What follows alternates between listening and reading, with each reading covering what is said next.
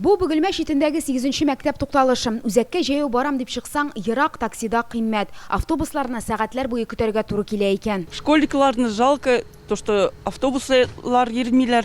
Ну так себе, не очень. Сирәк киләләр, без ишеп бетәбез. Магазинда басып торабыз, магазин бит продуктовый. Анда басып торырга кемгә рөхсәт ителә? Без керәбез, әле куып чыгармыйлар. Бөгелмәдә вакытлыча автобуслар йөри башлаганга 1 ай, әмма алар проблеманы хәл итмәгән. Октябрь аенда 4 ел шәһәр маршрутларында эшләгән бердән-бер оешма бер көнлеккә төште. 80 мең кеше яшәгән шәһәр җәмәгать транспортсыз калды. Хәзер башкарма комитет белән килешү буенча бер шәхси оешма вакытлыча 4 автобусны маршрутка чыгарган, әмма алар сирәк йөри. Конкурс игълан иткәннәр, әмма шәһәрдә пассажирлар йөртергә теләүче ПТП табылмый. Теләге булганнар да дәүләттән ярдәм өмет итә.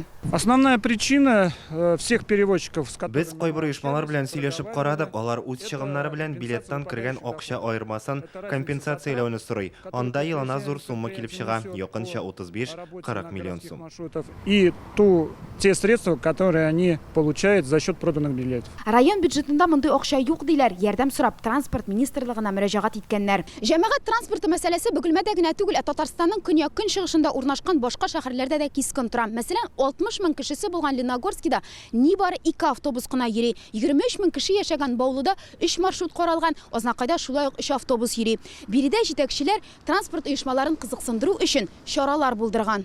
Привейның базасында ясадык промплощадка. Шушы промплощадка жер налогларыннан аларны азат иттек. Шушы промплощадкалар резидентларга эшләргә уңайлы, аларны җәлеп итсен өчен инде без менә шундый карар кабул иттек, безнең депутатлар кабул итте ул карарны. Рамил Шәйхелисламов җитәкләгән ПТП шул сәнәгать мәйданында урнашкан. Җир салымыннан тыш резидентларга тагын ташламалар бар ди ул. Кирдек льготный предприятиеларга, то что без транспорт налог түләмибез, аннан соң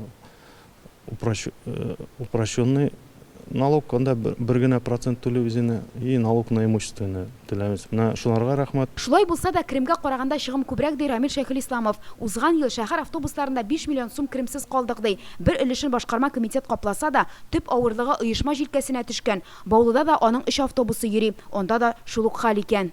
Монда итене туктаса да, менә Бөгелмәдә сыман анда итене әбиләр, бабайлар автобуста йөри бит инде, шул балалар мәктәпкә йөриләр. Аны туктатсак, алай буларга тиеш түгел. Дәүләт ярдәме кирәк инде монда. Бу сорау белән без дә транспорт министрлыгына мөрәҗәгать иттек. Федераль канун буенча шәһәр эчендәге маршрутлар тулысынча районнар карамагында. Министрлык авыллар арасында йөрүче автобуслар һәм ташламасы булган пассажирларны йөрткән өчен генә субсидия бирә. Моның өчен киләсе елда Азнакай 11 миллион сум алачак, Бөгелмә дә шулай ук. Әмма бу акчаларны шәһәр маршрутлары өчен тотып булмый. Шуның өчен шәһәр маршрутларында эшләүче оешмалар Бөгелмәдәге кебек бөгенлеккә чыга да инде. Бөгелмә һәм Азнакай районнарыннан Филүзә Хәмидуллина, Ирек Хәбибуллин, Яңа Гасыр каналы.